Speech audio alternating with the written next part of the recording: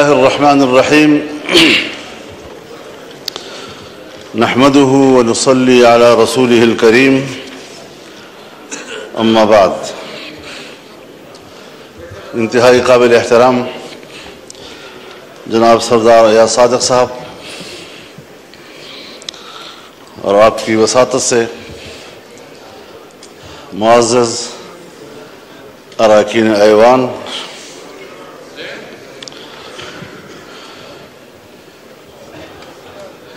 हल्फ बर्दारी के बाद मैं पहली मरतबा ऐवान में हाज़िर हो रहा हूँ और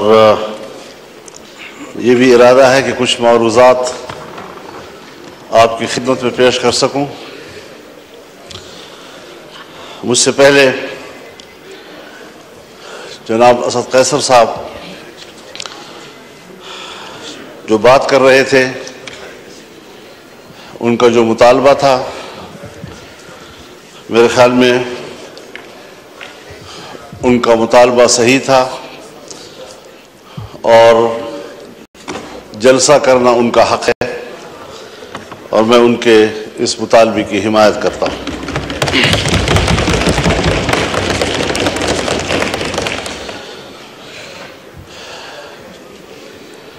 लेकिन जनाब स्पीकर, मसला यहाँ तक महदूद नहीं है कि हम जलसा कर सकते हैं या नहीं कर सकते।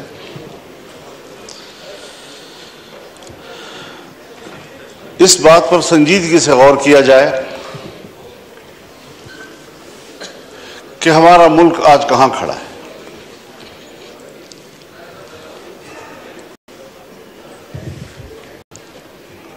हमने ये मुल्क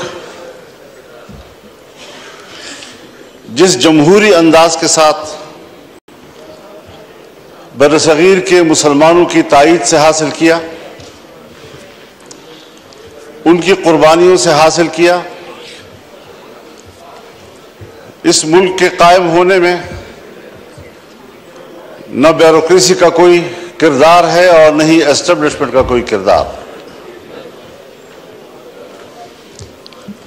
लेकिन इस बात को सोचा जाए कि आज अवाम कहाँ खड़े हैं और एस्टेब्लिशमेंट कहाँ खड़ी है। क्या वजह है कि मुसलसल ऐवान पर सवाल उठाया जा रहा है, हमारी अवामी नुमाइंदगी पर सवाल उठाए जा रहे हैं।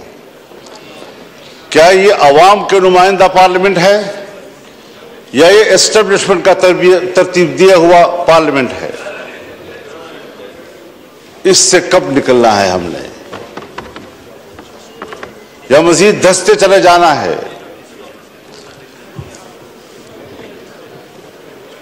ये मुल्क जिसमें हुकूमत महल्लाती साजिशों की बुनियाद पर बनती थी और टूटती थी, ब्यूरोक्रेट्स फैसला करते थे आज वजीर आजम कौन है तो कल वजीर आजम कौन है। एक जमाने में मुल्क के एक सदर मुमलिकत ने अपने दौरे हुकूमत में 5 वजीर आजम तब्दील किए।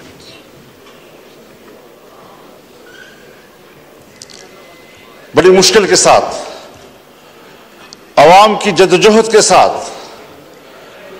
इस मुल्क में आम आदमी को वोट का हक मिला। पार्लिमानी तर्ज हुकूमत पर इत्तेफाक हुआ। इलेक्शन हो गए सन 1970 में, जिसे आज हम बतौर मिसाल पेश करते हैं। लेकिन इंतखाबात को बतौर मिसाल पेश करने के बाद क्या उसके नताइज पर भी हमारी नजर है, जिसके नतीजे में मुल्क दो लख्त हो गया, हम पारा पारा हो गए। कायद आजम ने जो कौम को मोटो दिया था, इत्तेहाद, तंजीम और यकीन महकम, वो कहां रहा? कायद आज़म का पाकिस्तान कहां है आज? शायद तारीख उसके हकायक से पर्दा उठाएगा।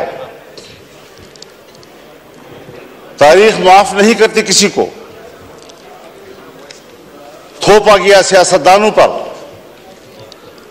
और किरदार जनरल आगा यहया खान था।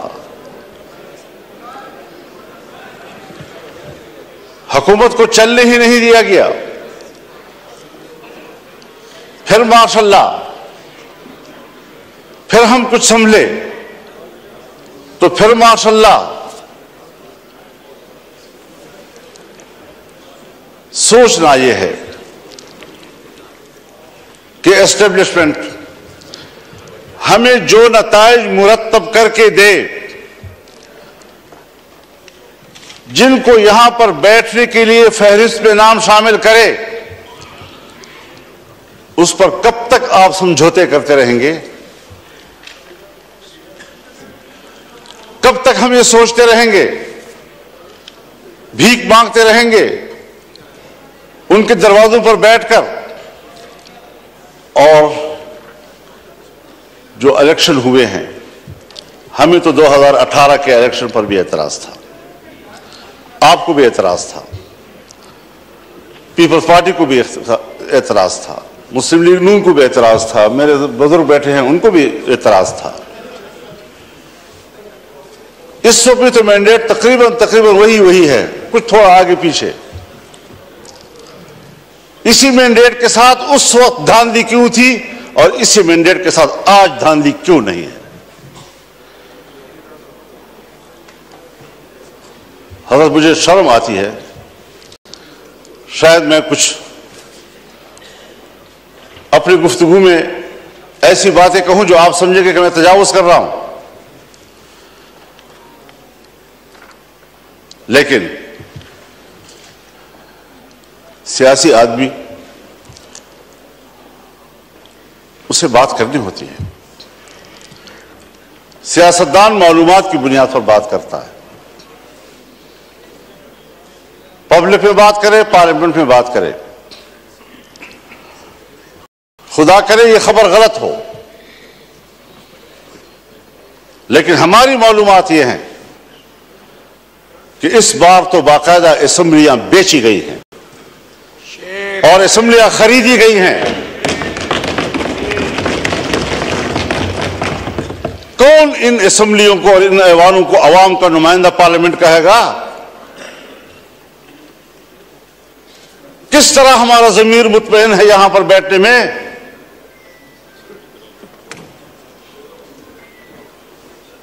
हारने वाले भी परेशान और जीतने वाले भी मुतमईन नहीं। इस कैफियत में हुकूमत में बैठी हुई जमातें, जो हमारे लिए मुहतरम भी हैं, हमारे हमसफर रहे हैं, हम उनके उस जद्दोजहद की कदर करते हैं, लेकिन उन्हीं की जमातों के अंदर उनके सीनियर लोग मजबूर हैं कि वो अपनी ही मैंडेट को मुस्तरद कर रहे हैं, उस पर एतराजात उठा रहे हैं। सिर्फ अपोजिशन की बात नहीं है, हम देख भी रहे हैं, हम सुन भी रहे हैं। तो जमहूरियत आज कहां खड़ी है?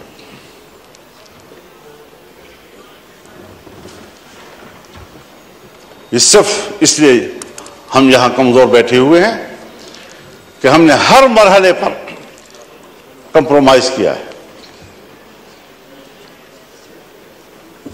हमने अपने उसूल पे समझौते किए हैं, हमने अपनी जमहूरियत बेची है,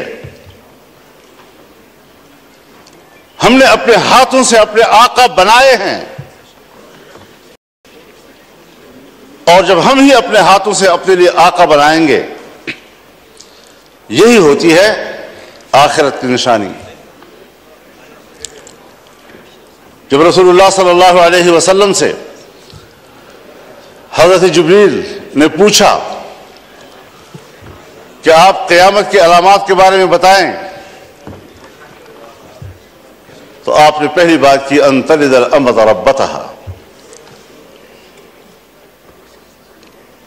कि माएं अपने लिए मालिकाएं जलेंगी, यानी बेटियां मालिक बन जाएंगी और मां को नौकर और घर के मजदूर की तरह देखेंगी। इस मिसाल से आप खुद समझ लें कि जो आपके मातहत होने चाहिए थे, जो आपके हुक्म पर चलने चाहिए थे, वो आज हमारे आका और उनके हुक्म पर हम चल रहे हैं। हम यहां पर एक कानून पास नहीं कर सकते। जनाब स्पीकर साहब, आप गवाह हैं, आप गवाह हैं, आपकी पूरी जमात गवाह है। हमने एक इजलास में एक कानून साजी पे बात की, उसके लिए कमेटी बनी, वज़ीर कानून के निगरानी में मियां शहबाज शरीफ साहब निगरानी कर रहे थे ऊपर से। हमारा इत्तेफाक हुआ दीनी मदारिस, उनके विफाक हुकूमत के दरमियान उस मसौदे पर इत्तेफाक हो गया। इत्तेफाक राय के बावजूद असेंबली में नहीं आ रहा, इसलिए कि इजाजत नहीं। करते करते बिल आखिर असेंबली में आया वो, और आया तो ख्वांदगी के दौरान रोक दिया गया और पास नहीं होने दिया। हम पार्लियामेंट हैं, हमने इस पर इत्तेफाक राय किया,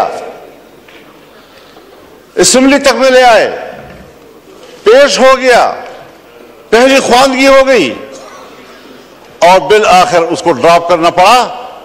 इतना जरूर हमें पता चल गया, और मैंने शहबाज शरीफ साहब से कहा कि हमें इतना पता चल गया है कि कसूर आपका नहीं है, कौन रुकावट है हमें मालूम हो गया। बस इतना ही चाहिए था। हम कानून साजी का भी इख्तियार नहीं रखते, हम अपनी मर्जी से कानून भी नहीं बना सकते। इस पार्लियामेंट की रुकनीत पर हम फख्र करते हैं और हम समझते हैं वीवीआईपी वर्ग है।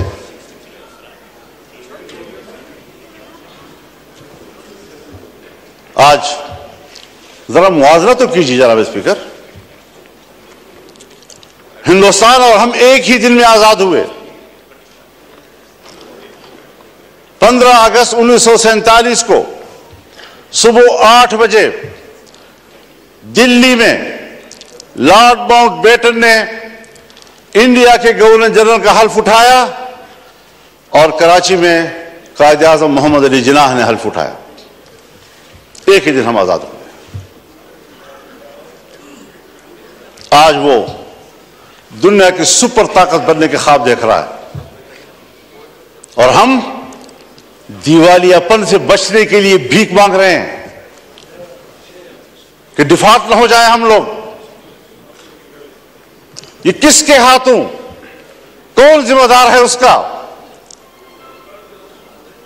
घूमते फिरते फिर आएगी बात सियासतदान जिम्मेदार है, हुकूमत नाकाम है।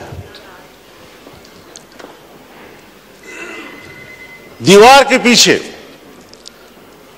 जो कुव्वतें हमें कंट्रोल करती हैं, जिनके बागडोर हमारे उनके हाथ में हैं, फैसले तो वो करें और मुंह हमारा काला करें, अवाम हमें गालियां दे, जिम्मेदार हमें ठहराएं।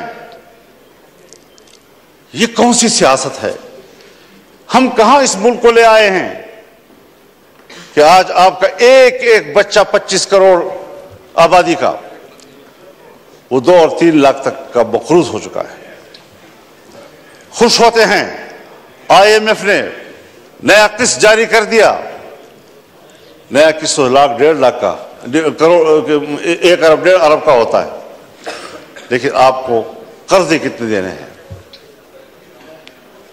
अपनी पैदावार किधर है हमारी, अपनी सलाहियत किधर है हमारी? हमने मुल्क को जुमूद का शिकार बना दिया है और कौमें जब जमूद का शिकार होती हैं तो फिर वो गिरती हैं, वो तरक्की नहीं कर सकती। फिर जरा हिसाब लगाएं, जिस हिंदू को हम सारे अलकाब देते हैं, सारे बुरे अलकाब उनके, सारे अच्छे अलकाब हमारे, लेकिन नतीजे के लिहाज से कारकर्दगी की बुनियाद पर जरा उसका भी तजिया कर ले, अपना भी तजिया कर ले। घर में बैठे हुए हैं हम लोग, हम अवश्य से बात कर रहे हैं, क्यों एक दूसरे से बात छुपा रहे हैं? ये सारी वो चीजें हैं। हमने मुल्क हासिल किया इस्लाम के नाम पर। आज पाकिस्तान दुनिया में एक सेकुलर स्टेट का रूप धार चुका है। कहां है ला इलाहा इल्लल्लाह? 1973 में हमारा आईन बना, 1973 में इस्लामी नजरियाती कौंसिल बने, 1973 से आज तक तमाम कवानीन का जायजा लिया गया।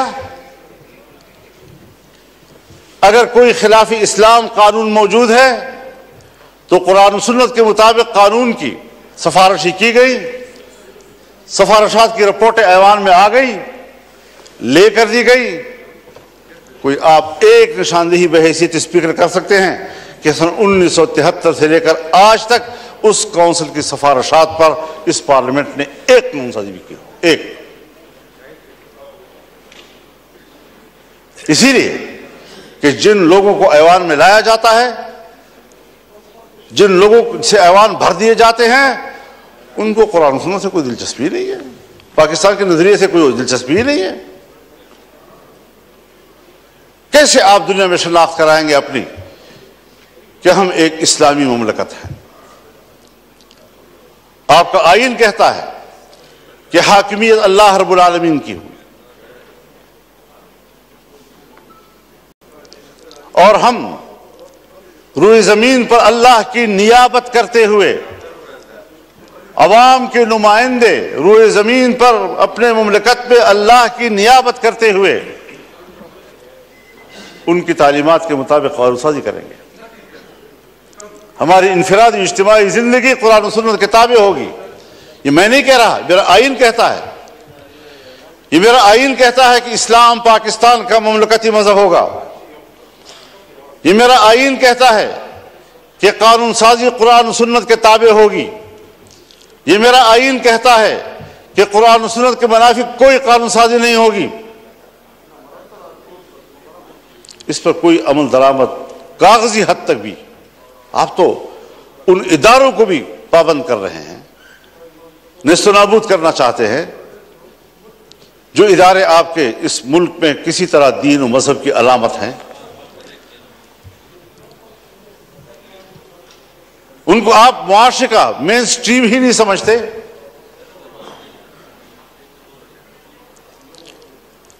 तो जिस नजरिए पर मुल्क कायम हुआ था 75 साल में, उसका भी जरा हिसाब लगा ले आप कहां खड़े हैं। और मुमकिन है बहुत से लोग समझे कि मजहब नहीं है तो कोई चीज नहीं, कोई मसला ही नहीं है। लेकिन बहुत से लोग हैं जो जमहूरियत की बात तो करते हैं, मजहब की बात भला ना करें, जमहूरियत की बात तो करते हैं। तो हम सब मिलकर सोचें जरा कि जमहूरियत किधर है हमारी।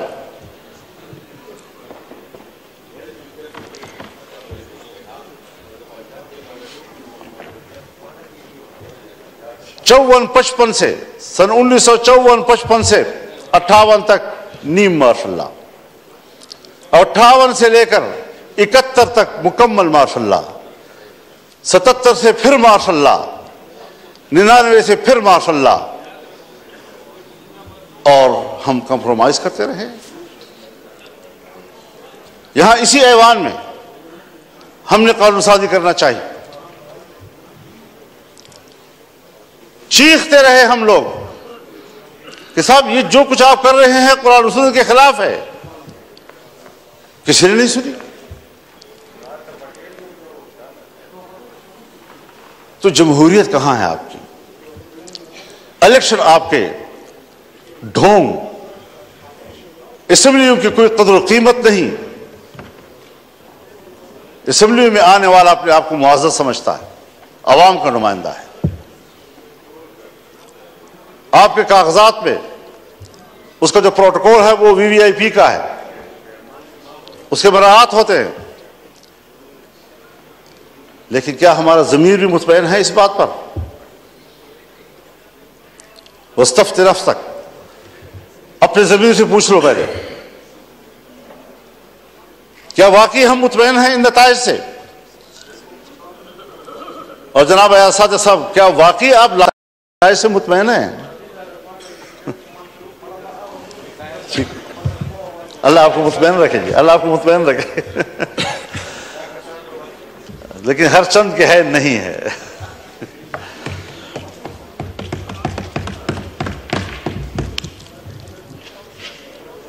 मईशत की क्या सूरत हाल रखती है? कर्जों पे हम जिंदगी गुजार रहे हैं,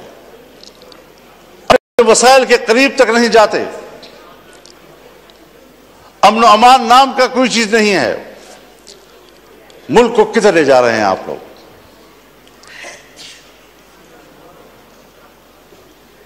आप आए जरा लाहौर से जरा सफर करें और आए जरा, मैं आपको दावत देना चाहूंगा डेरा इस्माइल खान में, टांक में, वजीरिस्तान में, लक्की मरवत में, बाजावड़ में। आप वहां आकर जरा देख तो लें कि हमारी वहां क्या हालत है।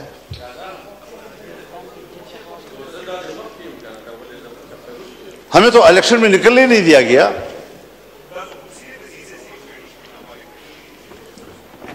एक तरफ तालिबान की तरफ से ऐलान होता था कि हम इलेक्शन में कोई कार्रवाई नहीं करेंगे, दूसरी तरफ हमें धमकियां मिलती थी। फिर इधर से हमें चिट्ठियां मिलती थी कि आप, थ्रेट लेटर आ जाती थी कि आप ले जाएंगे। पब्लिक से राब्ता ही नहीं करने दे रहे थे।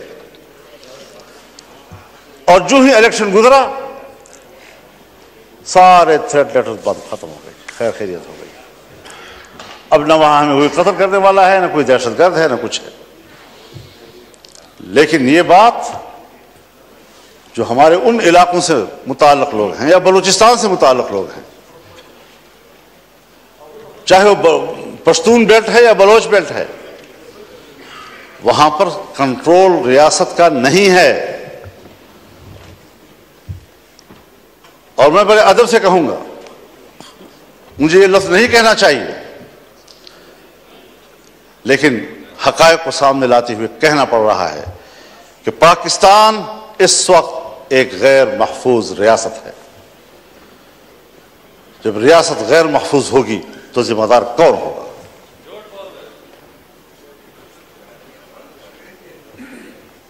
दहशतगर्दी के खिलाफ लड़ने की पॉलिसी बनाई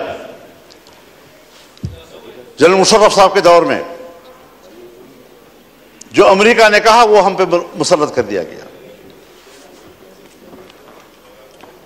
और आज तक उस पॉलिसी में कोई फर्क नहीं आ रहा।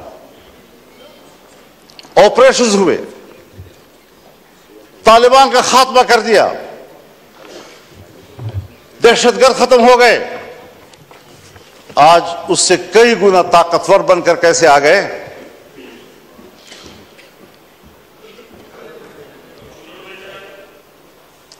जरा मुझे भी दिखा दे बेटा। बिल्कुल ठीक है जी।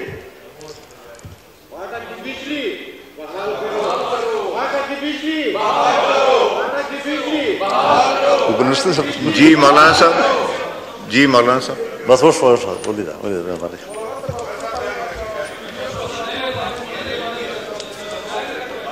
तो जनाब स्पीकर, आफरीदी साहब मैसेज आ गया, आपको पॉइंट ऑफ ऑर्डर में दूंगा, आप तशरीफ रखें। मैसेज हो गया आफरीदी साहब, मैसेज हो गया। आपकी जमात ने नाम नहीं लिखा था, मैंने आपका नाम लिखा है। और ये इंपॉर्टेंट इशू है, मैं इसको टेक अप करूंगा। अभी मैं MQM के दोस्त को दूंगा, फिर आपको दूंगा। जी मौलाना साहब। हाँ तरह करना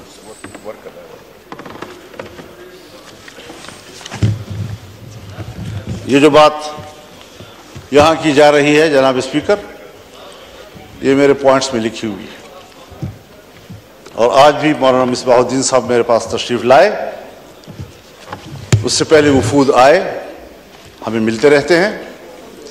यकीन जानिए उनकी ज़िंदगी जानवरों से भी बदतर गुजर रही है।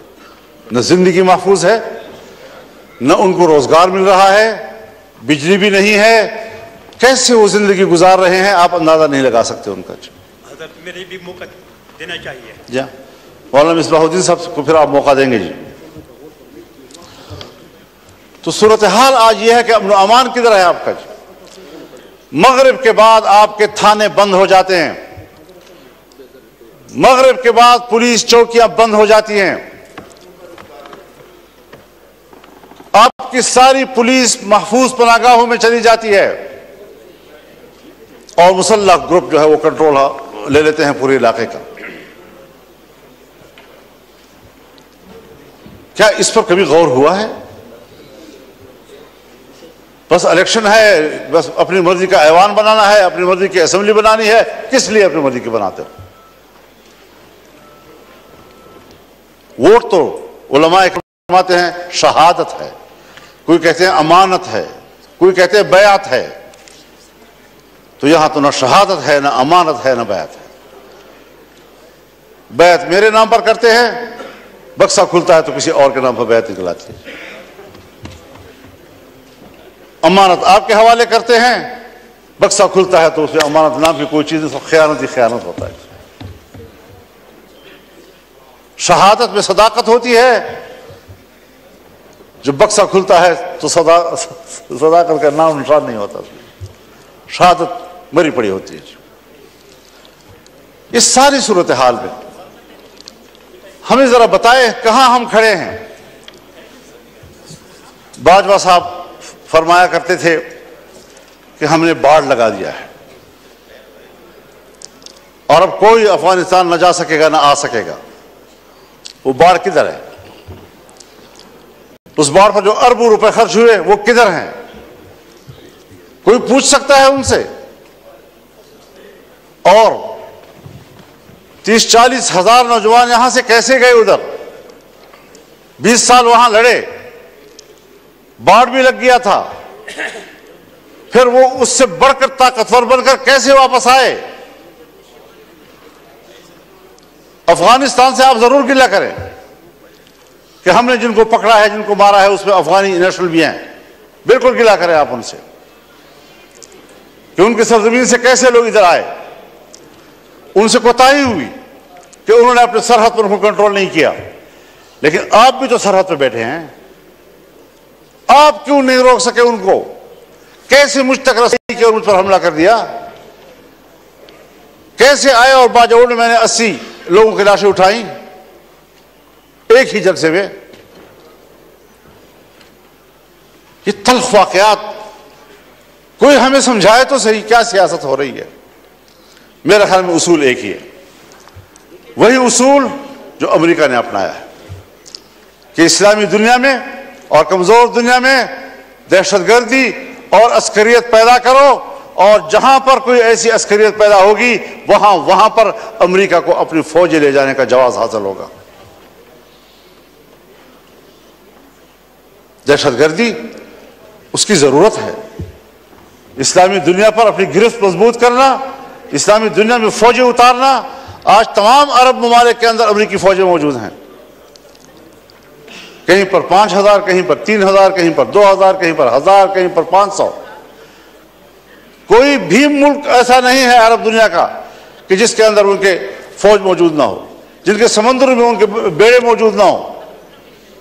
पूरी इस्लामी दुनिया को कंट्रोल कर रहा है। क्या मतलब? मैं तो अमन के लिए जा रहा हूं, इंसानी हुकूक के लिए जा रहा हूं। कौन से इंसानी हुकूक? वो इंसानी हुकूक जो ग्वांटानामो में हमें नजर आए,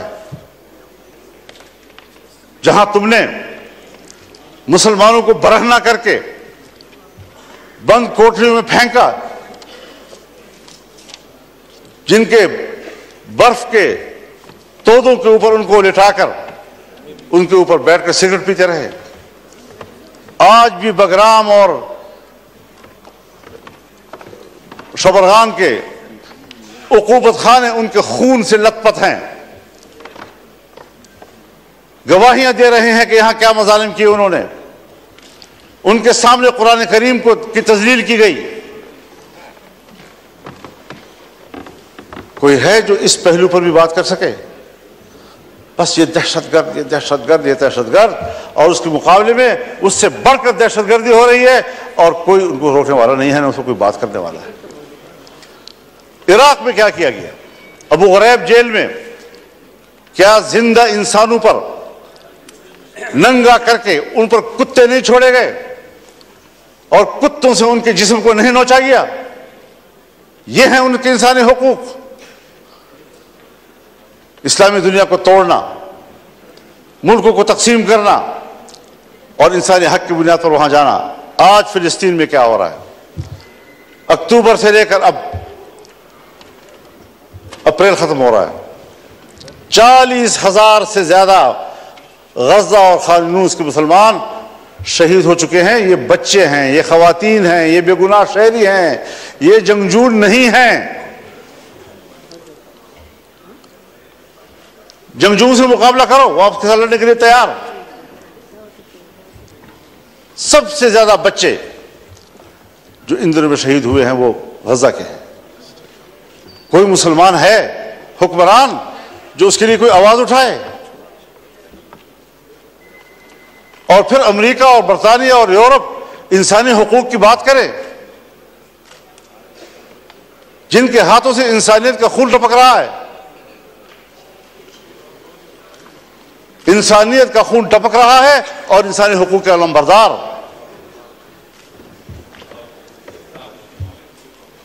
मैं किसके हाथ पे अपना लहू तलाश करूं? हर तरफ खून ही खून और हम उसमें जिंदगी गुजार रहे हैं। और अगर मुल्क के अवाम या अवाम के नुमाइंदे कोई किरदार अदा कर सकते हैं तो उसके इलेक्शन का यह हशर कर दिया जाता है जो हम देख रहे हैं। तो जरा इस हवाले से हमें अपनी तारीख को भी देखना चाहिए, हमें आने वाला मुस्तकबिल ठीक कर लेना चाहिए। यह क़ियादत का मसला है, यह क़ियादत का मसला है।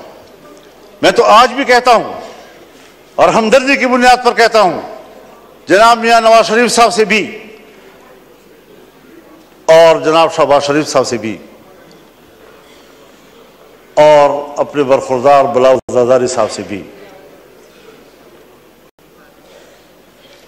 कि अवाम के लोग हो, चलो इकट्ठे अवाम में जाते हैं, छोड़ो इस इक़्तिदार को, आए इधर बैठें और अगर वाकई लार्जर ग्रुप पीटीआई है दे दो उनको हुकूमत।